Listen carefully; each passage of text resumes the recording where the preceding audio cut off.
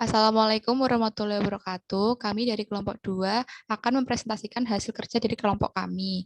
Yang pertama, anggota kelompok kami yaitu Saya Al-Husain Azhar Muhammad, NRP 1011190005.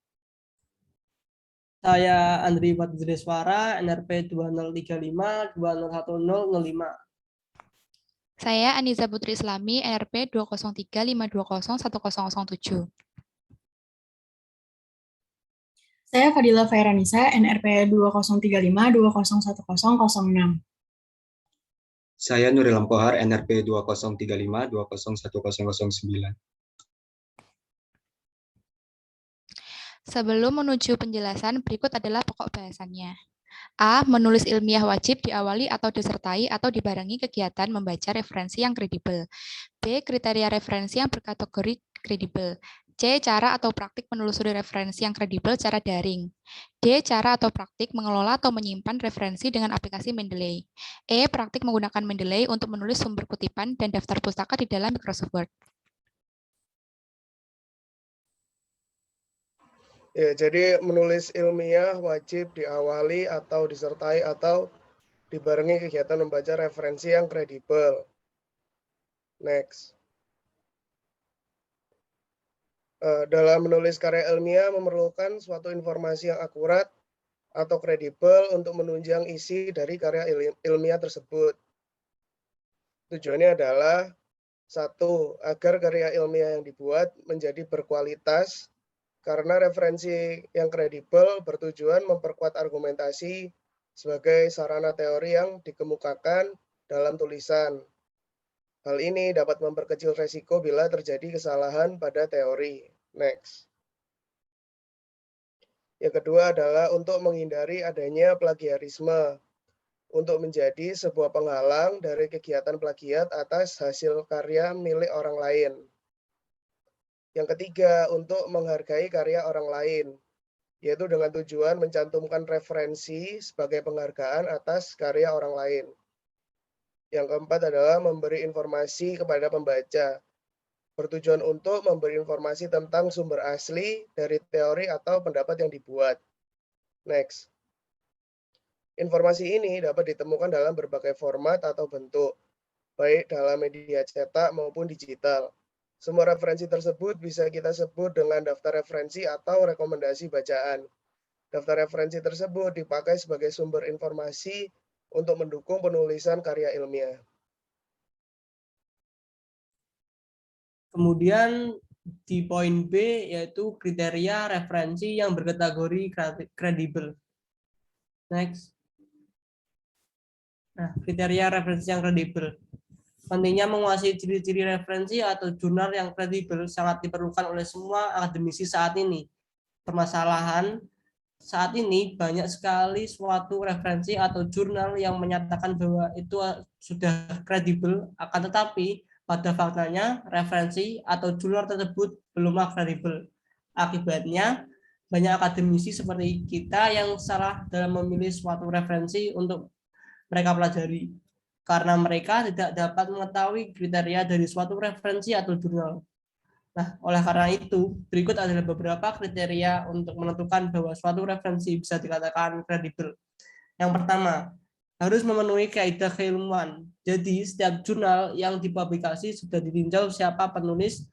Penulis tersebut haruslah orang yang memiliki kompetensi di bidang tersebut. Yang kedua, memiliki ISSN atau International Standard Series Number. ISSN ini digunakan untuk memudahkan untuk mengidentifikasi beberapa terbitan dari jurnal. Yang ketiga, ditunjukkan bagi masyarakat ilmiah. Jadi jurnal tersebut dipublikasikan untuk disebarluaskan secara terbatas saja. Jadi hanya untuk kalangan akademisi maupun masyarakat ilmiah. Masyarakat ilmiah dalam hal ini bisa dosen, mahasiswa, peneliti, dan akademisi. Yang kemudian nomor 4, diterbitkan oleh lembaga yang mumpuni. Nah, dalam hal ini jurnal atau referensi harus diterbitkan oleh lembaga yang terpercaya dan mumpuni. Sekarang banyak yang menyebut dirinya sebagai lembaga yang terpercaya. Nah, namun nyatanya tidak bersertifikat atau tidak mumpuni dalam kredibilitasnya. Kemudian yang kelima yaitu memuat karya ilmiah dari penulis yang berasal dari minimal 2 institut yang berbeda. Kenapa harus seperti itu? Jadi suatu referensi yang digabungkan dari 2 institut yang berbeda akan memiliki kaya akan sumber referensi. Ya, next. Yang keenam, yaitu memiliki dewan direksi atau editor. Di sini dewan direksi atau editor itu bertugas untuk menjamin suatu referensi tersedia manuskrip yang berkualitas dan relevan.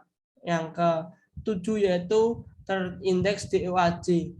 Nah, DOAJ ini merupakan direktori online yang sering digunakan untuk mengakses jurnal-jurnal, baik jurnal yang berkualitas, pre-reviewed, hingga open access. Dapat pula diartikan sebagai mesin pengindeks internasional yang sudah berkredibel atau terpercaya.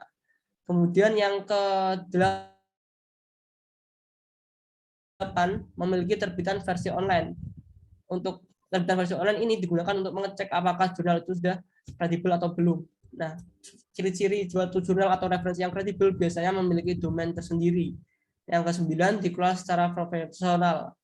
Dikelola secara profesional di sini berarti referensi tersebut sudah dikelola dan disaring dengan ketat agar referensi-referensi yang dipublikasikan itu sudah berkategori kredibel. Kemudian yang ke-10 bertujuan untuk menampung hasil penelitian dalam disiplin ilmu tertentu. Nah, di sini tujuannya sebagai wadah yang sebenarnya memberikan peluang eksplorasi bagi para peneliti. Sudah sepantasnya jika wadah tersebut bukanlah abal-abal atau dalam arti lain yaitu sudah kredibel. Kemudian yang ke-11 terindeks oleh database internasional. Yang ke-12 menggunakan bahasa internasional. Yang ke-13 dewan redaksi atau editor tadi minimal berasal dari 4 negara sesuai dengan bidangnya masing-masing. Next.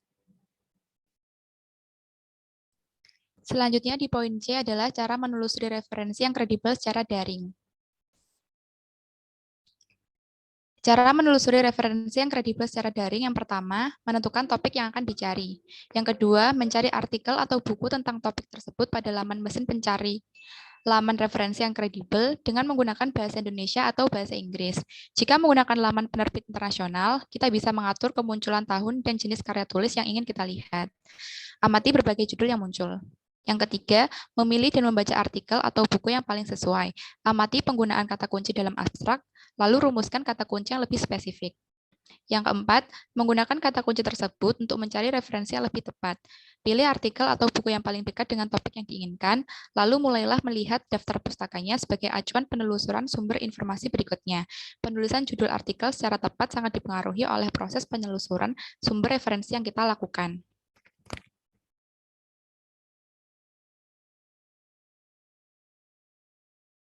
Selanjutnya yaitu praktek pengelola atau menyimpan referensi dengan aplikasi Mendeley.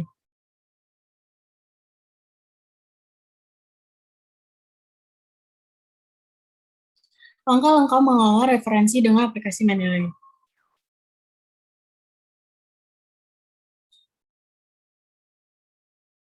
Hal pertama yang harus kita lakukan yaitu mengunduh Mendeley dan mendaftarkan diri untuk mendapatkan akun. Berikut langkah-langkahnya, yaitu yang pertama, mengunjungi situs Mendeley di www.mendeley.com dan mengklik tombol download pada bagian kanan atas. Kedua, setelah proses pengunduhan selesai, jalankan program installer dari Mendeley. Yang ketiga, setelah proses instalasi selesai, klik tombol finish dan jalankan program Mendeley. Keempat, selanjutnya yaitu mendaftarkan diri untuk mendapat akun dengan mengklik tombol register pada aplikasi Mendeley.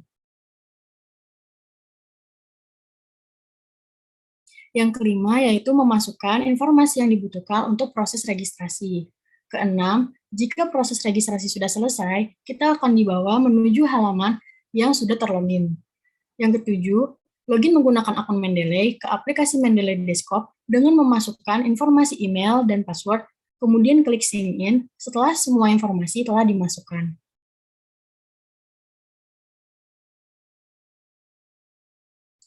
Setelah kita mendapatkan akun, barulah kita bisa memasukkan referensi ke aplikasi Mendeley. Ada beberapa cara yang bisa kita lakukan untuk memasukkan referensi ke aplikasi Mendeley. Yang pertama yaitu memasukkan file PDF ke aplikasi dengan cara mengklik tombol Add pada kiri atas. Pada jendela yang terbuka, cari file PDF yang ingin dimasukkan ke dalam aplikasi Mendeley. Jika sudah terpilih, maka klik Open. Aplikasi Mendeley akan secara otomatis mengambil data-data yang ada pada file tersebut dan menampungnya pada tab Details di kanan. Yang kedua, selain melalui PDF, kita juga bisa menggunakan data referensi dari Google Scholar. Setelah mendapatkan file scholar.ris dari Google Scholar, tekan tombol Add pada kiri atas layar. Pada jendela yang terbuka, cari file tersebut. Jika sudah terpilih, maka klik Open.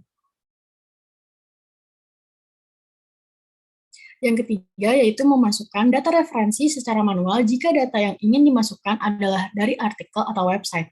Caranya adalah dengan mengklik tanda segitiga yang ada di samping tombol Add dan memilih tombol Add Entry Manually. Kita dapat mengganti media referensi sesuai dengan yang kita inginkan. Contohnya adalah web page. Masukkan semua informasi yang dibutuhkan dan klik Save. Yang keempat, setelah disimpan, artikel web page tersebut akan masuk ke halaman Mendeley.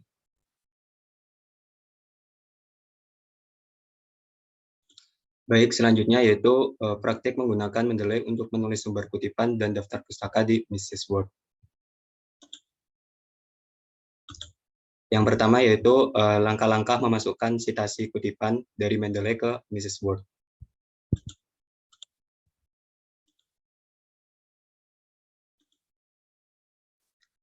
Yang pertama yaitu pastikan Anda sudah memiliki aplikasi Mendeley dan sudah login.